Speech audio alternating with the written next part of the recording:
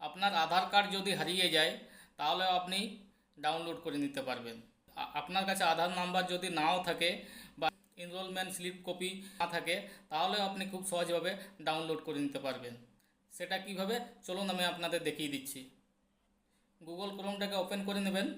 myAadhar.uidi.gov.in এটা লিখে search করে নেবেন। এরকম চলে আসবে।